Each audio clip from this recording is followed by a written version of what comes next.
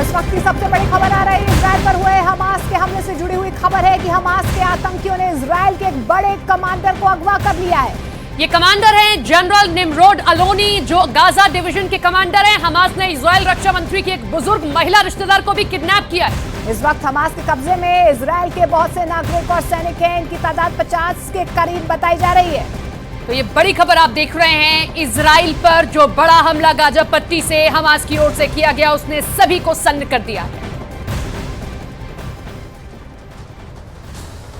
Number 1 channel के number 1 show साजिश में आपका स्वागत है। मैं हूं आपके साथ सपना शुक्ला। नमस्कार, मैं हूं आपके साथ मोनिका ठाकुर। साजिश में आज का स्पेशल एडिशन बहुत ही खतरनाक अटैक पर है, जिसकी वजह से पश्चिम एशिया में बहुत बड़ा युद्ध शुरू हो चुका है। हमास के हमले में इजराइल के 100 से ज्यादा लोग मारे गए हैं। वहीं इजराइल की जवाबी कार्रवाई में 160 से ज्यादा फिलिस्तीनी मारे जा चुके हैं। हालात बहुत नाजुक हैं और अगले 24 घंटे में यूक्रेन से भी बड़ा युद्ध देखने को मिल सकता है।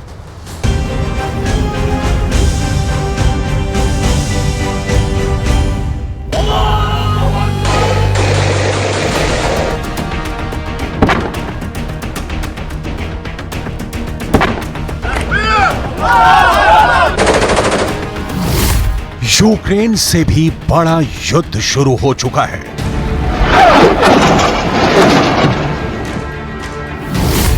यूक्रेन से भी ज्यादा खून बहने वाला है।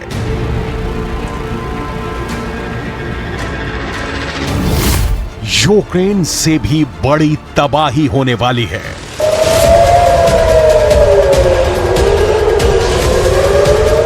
फिलिस्तीन और इजराइल के बीच सबसे बड़ी आग भड़क चुकी है और अब इस युद्ध में इतनी लाशें गिरेंगी कि ना पुतिन ने देखी होंगी, ना ज़ेलेंस्की ने। इजराइल के टैंक जलाए जा रहे हैं।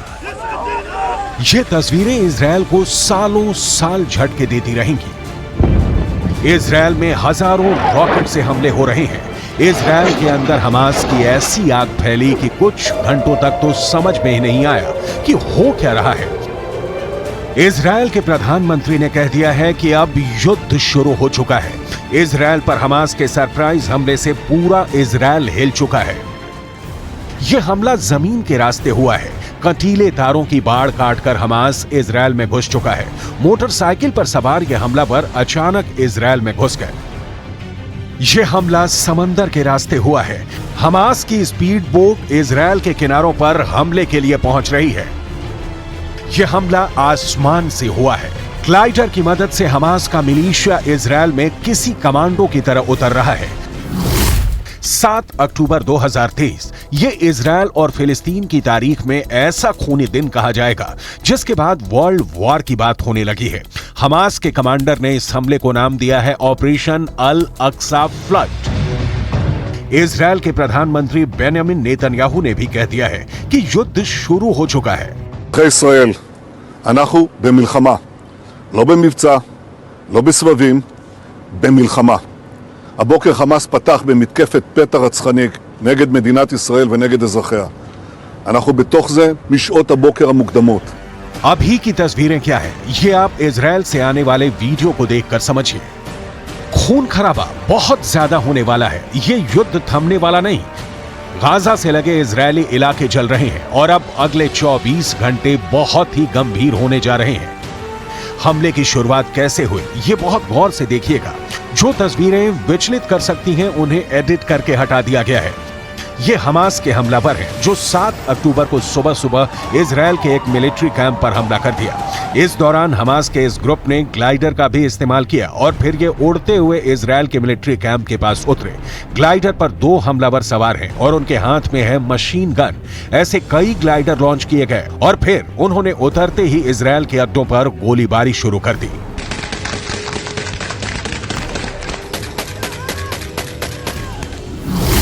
यह पिछले 50 वर्षों में इजराइल और फिलिस्तीन के बीच सबसे बड़ा युद्ध कहा जा रहा है। जिस मिलिट्री अड्डे को टारगेट किया गया, वहां कई इजरायली सैनिक मारे गए हैं। इजराइल के पुलिस चीफ ने कहा है कि गाजा पट्टी के पास 21 ऐसी लोकेशन है जहां बड़े हमले हुए हैं। ראשי מערכת הביטחון, הנחיתי קודם כל לטהר את היישובים מהמחבלים שחדרו פנימה. הפעולה הזאת מתבצעת בשעות הללו. במקביל הוריתי לבצע גיוס מילואים נרחב ולהשיב מלחמה שערה בעוצמה ובהיקף שהאויב לא הכיר. इसलिए कहा जा सकता है कि इजरायल की खुफिया एजेंसी मोसाद इस हमले को लेकर पूरी तरह फेल साबित हुई है। हमास की ट्रेनिंग को लेकर मोसाद अनजान रही, हमास की रॉकेट पावर को लेकर मोसाद अनजान रही। एक साथ इतने रॉकेट तैनात कर दिए गए लेकिन मोसाद को भनक तक नहीं लगी। इजरायल पर हमले की एक बड़ी वजह बहुत दिनों से उबाल खा रही थी, जिसके बारे में पूरी दुनिया जानती है, और इजरायल पर ऐसा हमला किसी भी वक्त हो सकता है, ये बात भी किसी से छुपी नहीं थी। इजरायल पर जो हमला हुआ उसकी सबसे बड़ी वजह वेस्ट बैंक के रिहायशी इलाकों में इजरायल का सैन्य ऑपरेशन है। पिछले कई दिनों से वेस्ट बैंक, जो फिलिस्तीन का पूर्वी हिस्सा है, वहां इजरायल की सेना की गतिविधियां बढ़ी हैं। कई फिलिस्तीनी इजरायल की सेना के ऑपरेशन में मारे गए हैं और इसमें बच्चे भी शामिल हैं। वेस्ट बैंक की बहुत सी जमीन पर सेटलर्स को बसाया गया है और इसे लेकर फिलिस्तीन और इजरायल के बीच तनाव बढ़ता गया। हमास के ऑपरेशन अल अक्सा फ्लड में इजरायल की सेना पर जितना बड़ा हमला किया गया उसकी तस्वीरें बहुत ज्यादा खतरनाक हैं। ये इजरायल का मरकावा टैंक है जो गाजा से लगे इजरायल के इलाके में खड़ा था और तभी उसको ऐसा टारगेट किया गया कि उसके परखच्चे उड़ने लगे। हमास के हमलावरों ने इस टैंक को एक हमले में जला दिया। हमास ने अपने हमलावर मोटरसाइकिल पर सवार करके भी भेजे, हर मोटरसाइकिल पर 2 हमलावर, और फिर ये इजरायल के इलाकों में फैल गए। बाद में इजरायल से जो वीडियो आया उसमें आप ऐसे ही हमलावरों को एसयूवी पर सवार होकर जाते देख सकते हैं, लेकिन ग्राउंड अटैक से बड़ा तो हवाई अटैक हुआ है। हमास ने इतने रॉकेट दागे हैं कि इजरायल गिन भी नहीं पाया। חמאס עשה טעות חמורה הבוקר, הוא פתח במלחמה כנגד מדינת ישראל. חיילי צה"ל נלחמים בכל נקודות החדירה כנגד האויב. ये इजरायल का रेहोत शहर है। यहाँ रॉकेट हमलों के बाद क्या हुआ देखिए, कितना डरावना मंजर है। गाजा पट्टी से लॉन्च किए गए रॉकेट यहाँ आकर गिरे और फिर हर तरफ आग लग गई। ऐसा ही हाल इजरायल के कई और शहरों का भी हुआ है। हर तरफ सायरन बज रहे हैं।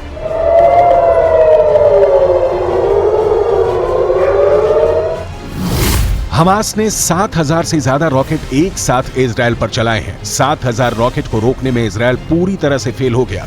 एक तरह से उसका आयरन डोम सिस्टम एक्सपोज हो गया। פצנו כרגע את הפלחודים למילואים בהדהוק, כל כיתות הכוננות יוצאים החוצה, חסימות בכל הערים. הנחיות לתושבים כרגע להסתגר בבתים, לנעול את הדלתות, דלת נעולה, אנשים לא ייכנסו לשם, אף אחד שלא יצא החוצה, כי במקביל יש את התקפת טילים. इससे पहले आयरन डोम ने रात में भी गाजा से फायर किए गए रॉकेट को रोककर खुद को साबित किया है। नेतन्याहू ने इस सिस्टम को गाजा और आसपास में तैनात किया हुआ है। उनको पूरा यकीन रहा है कि आयरन डोम किसी भी हमले से बचा सकता है, और यही कहकर नेतन्याहू ने इस सिस्टम की पूरी दुनिया में मार्केटिंग भी की है। इसका एक नमूना देख लीजिए। यह सिस्टम रॉकेट्स को आसमान में ही नष्ट कर देता है। यह है कमाल आयरन डोम का। इससे पहले जब फिलिस्तीनी संगठन हमास ने रॉकेट से हमला किया है, आयरन डोम का सक्सेस रेट 90% से ऊपर रहा है।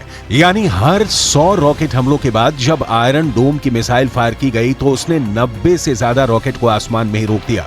इसी वजह से इस एयर डिफेंस सिस्टम को लेकर दुनिया में मांग बढ़ने लगी। यह ज़ेलेंस्की की डिमांड लिस्ट में भी आ गया। आयरन डोम 4 किलोमीटर से लेकर 70 किलोमीटर दूर से हो रहे हमलों को रोक सकता है। यह मिसाइल को भी रोक सकता है, ये रॉकेट के हमलों को भी रोक सकता है और तोप के गोलों को भी रोक सकता है। इजरायल की यह हालत देखकर कह सकते हैं कि इन हमलों को रोकने के लिए आयरन डोम फेल साबित हुआ है, और वो इस्तेमाल में बहुत महंगा साबित होता है, क्योंकि 1 लाख रुपए की कीमत वाले रॉकेट या तोप के गोले को रोकने के लिए इसमें से 2 मिसाइल फायर की जाती हैं, जिनकी कीमत रेंज के हिसाब से 70 लाख से 1 करोड़ रुपए तक होती है। यानी एक रॉकेट जिसकी कीमत 1 लाख रुपए भी नहीं है, उसको रोकने के लिए इस हथियार की इतनी बड़ी कीमत हैरान करती है। 7,000 रॉकेट एक साथ मारे गए तो आयरन डोम भी फेल हो गया। आखिर वो कितने रॉकेट रोक सकता है? लिहाजा इजरायल में हुए रॉकेट धमाकों ने बहुत नुकसान पहुंचाया है। इजरायल पर जैसे ही हमलों की खबरें नेतन्याहू के दफ्तर पहुंची, उन्हें समझ में आ गया कि बहुत बड़ा कांड हो चुका है। इन धमाकों ने इजरायल को 440 वोल्ट का करंट लगा दिया है। ये नेतन्याहू के लिए भी बहुत बड़ा झटका है, लेकिन सवाल है कि अब नेतन्याहू इन हमलों का जवाब कैसे देंगे? לשלם מחיר שהוא לא ידע כמותו. אני קורא בינתיים לכל אזרחי ישראל להישמע בקפדנות להנחיות הצבא, להנחיות פיקוד העורף. אנחנו במלחמה ואנחנו ננצח בה.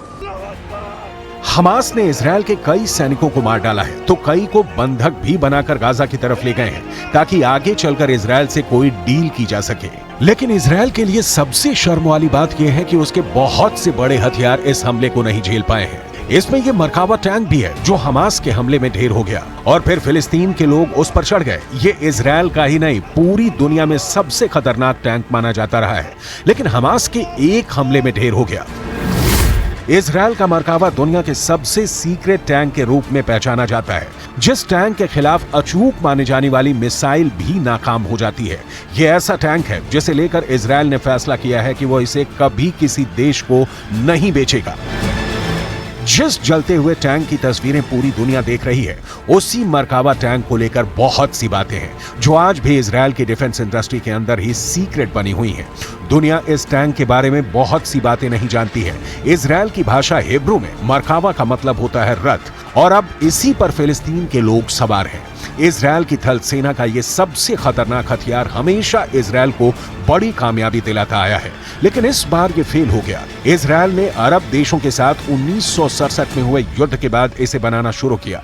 1973 के युद्ध के बाद इसके डिजाइन में और बदलाव किए गए।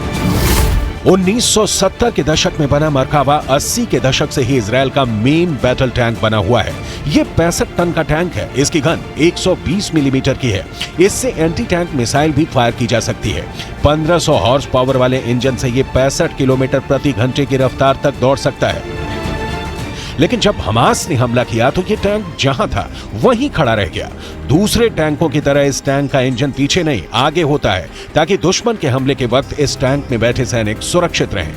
लेकिन हमास के हमले के बाद इस टैंक से इजरायली सैनिकों को मुर्दा हालत में बाहर निकाला गया। वो तस्वीरें आपको विचलित कर सकती हैं, इसलिए उसे शामिल नहीं किया गया है। ये एक इन्फेंट्री फाइटिंग व्हीकल के तौर पर भी काम करता है, लेकिन इस टैंक को बचाने वाला बड़ा सिस्टम आयरन डोम की तरह ही नाकाम साबित हुआ।